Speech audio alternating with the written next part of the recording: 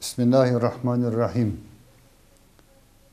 Aziz milletimiz, sevgili büyüklerimiz, bugün 18 Mayıs'tır. Yıllar evvelsinde olan Kırım'daki facia, elbette ki insaniyete hiç yakışmayan, olup geçen bir faciadır. Bizler yıllar içerisinden sonra ana vatanımıza döndük. Ana vatanımızda yaşamamız elbette ki hep iyi oldu. Bizler için Kırım, ana vatan, gıyabi sevdik. Gıyabi o faciayı bize hartanalarımız, dedelerimiz, ana babalarımız bizlere öğrettiler. Ama bizler Kırım'ın ne olduğunu bilmezdik. Bugün şükürler olsun biz ana vatanımızda yaşamaktayız. Bunu söylemek isteyeyim ki bütün milletimize o faciayı tek yılda bir kere hatırlamak, bilmek değil, o faciayı nasıl bizlere büyüklerimiz sofra başında, misafirlikte toplandığımızda hep o faciayı anlattılar.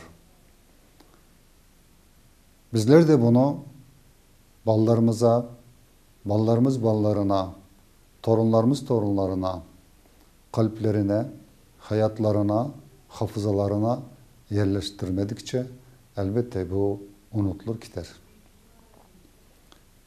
Unutulup gittikten son en korkuncu bu ki Allah bizlere der ki ey iman edenler, ben size başınıza verdiğim belayı unutursanız ben onu tekrar veririm. İşte Allah göstermesin. Bizler o faciayı unutmadığımızın tek sebebi işte budur. Unutmayadık, unutmayacağız ve kıyamete kadar da bizden kalan son nesillerimiz bunu devam edeceklerdir. Hafızalarında duracak, yaşayacak, kalplerinden hiç çıkarmayacaklar. Aziz milletimiz, bizler yapacağımızın en güzeli bugün o geçmişlerimizin ruhları için devamlı okuyacağız. Dualarımızdan esirgelmeyeceğiz. Her zaman onları anacağız ve onların ruhları için hatimler ve dualarımızı boş bırakmayacağız. Elbette ki istediğimiz o ki millet her zaman millet olarak yaşamak için evvela kendinin dini, nizam, intizam olmadıkça elbette ki bir millet olamaz.